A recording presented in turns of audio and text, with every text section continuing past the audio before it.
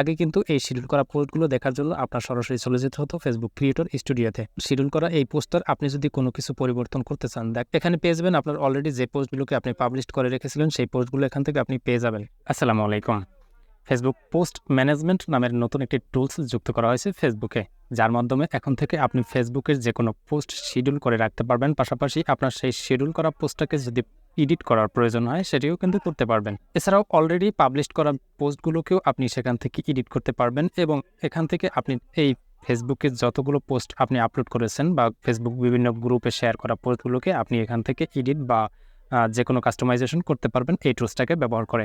আগের ভিডিওতে দেখিয়েছিলাম ফেসবুক ক্রিয়েটর স্টুডিওর সকল ফিচার বন্ধ হয়ে যাচ্ছে এবং ক্রিয়েটর স্টুডিওর সকল ফিচার যুক্ত করা হচ্ছে ফেসবুক অফিসিয়াল অ্যাপসে, এবং সেই লক্ষ্যে ফেসবুক কিন্তু কাজ করে যাচ্ছে এবং প্রতিনিয়ত নতুন নতুন আপডেট নিয়ে আসছে, কারণ ফেসবুকে কিন্তু ক্রিয়েটর স্টুডিওর সকল ফিচার ইমপ্রুভ করতেছে। তো আজকের ভিডিওতে আলোচনা করব ফেসবুকের নতুন একটি টুলস ইমপ্রুভ করা হয়েছে পোস্ট ম্যানেজমেন্ট নামে। তো এই পোস্ট ম্যানেজমেন্ট টুলসটাকে ব্যবহার করে কি কাজ করতে পারবেন সেটাই দেখাবো আজকের এই ভিডিওতে। ফেসবুকের নতুন এই আপডেটটি আপনি পেয়ে যাবেন সরাসরি ফেসবুক প্রফেশনাল ড্যাশবোর্ডে আসলে।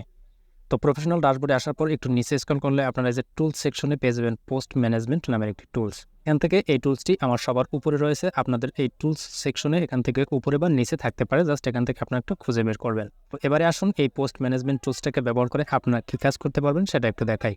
তো এই জন্য আমি ক্লিক করে দিচ্ছি পোস্ট ম্যানেজমেন্ট এই টুলসটিতে। তো ক্লিক করে দেওয়ার সঙ্গে সঙ্গে আপনারা যে ফিচারটি পেয়ে যাবেন, শুরুতেই পেয়ে যাবেন শিডিউলড নামের একটি ফিচার। তো এখানে ক্লিক করে দেওয়ার পর আপনারা আপনাদের ফেসবুকে যে পোস্টগুলোকে শিডিউল করে রেখেছেন সেই শিডিউল করা পোস্টগুলো এখান থেকে আপনারা দেখতে পারবেন। এর আগে কিন্তু এই শিডিউল করা পোস্টগুলো দেখার জন্য আপনার সরাসরি চলে যেতে হতো ফেসবুক ক্রিয়েটর স্টুডিওতে।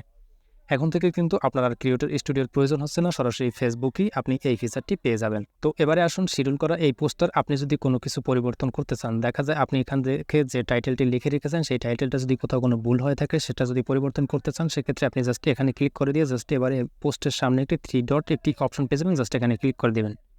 এখান থেকে এডিট পোস্ট একটি অপশন পেয়ে যাবেন, জাস্ট এখানে ক্লিক করে দিয়ে কিন্তু আপনি এখান থেকে সব এই টাইটেলটাকে পরিবর্তন করতে পারেন বা কাস্টমাইজেশন করতে পারেন। এবারে এখান থেকে 2 নম্বরে একটি অপশন পেয়ে যাবেন পাবলিশড নামের একটি অপশন, জাস্ট এখান থেকে আপনারা পেয়ে যাবেন অলরেডি যে পোস্টগুলোকে আপনি পাবলিশ করে রেখেছিলেন সেই পোস্টগুলো এখান থেকে আপনি পেয়ে যাবেন।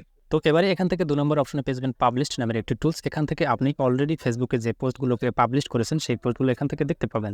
তো আপনি এটাকে যদি আপনি এডিট করতে চান, জাস্ট সেই পোস্টের উপরে এখান থেকে ক্লিক করে দেবেন।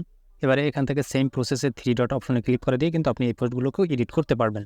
এবং এবারে থার্ড স্টেপে পেয়ে যাবেন গ্রুপ পোস্ট। আপনার যদি ফেসবুক গ্রুপ থেকে থাকে সেই গ্রুপে যে পোস্টগুলো করেছেন সেই গ্রুপগুলোর পোস্টগুলো কিন্তু আপনি এখান থেকে দেখতে পাবেন। অর্থাৎ সেম প্রসেসে কিন্তু এই পোস্টগুলোকে আপনি ম্যানেজ করতে পারেন বা এডিট করতে পারবেন। তো এভাবে করে কিন্তু এই পোস্ট ম্যানেজমেন্ট এই টুলসটাকে ব্যবহার করে আপনি কাজগুলো করতে পারবেন। তো আশা করি ফেসবুক পোস্ট ম্যানেজমেন্ট এই টুলসটির কাজটা আপনারা ক্লিয়ার হয়েছেন। তো দেখা হবে পরবর্তী ভিডিওতে নতুন কোনো আপডেট নিয়ে। সে পর্যন্ত সবাই ভালো থাকবেন, সুস্থ থাকবেন। আল্লাহ হাফেজ। আসসালামু আলাইকুম।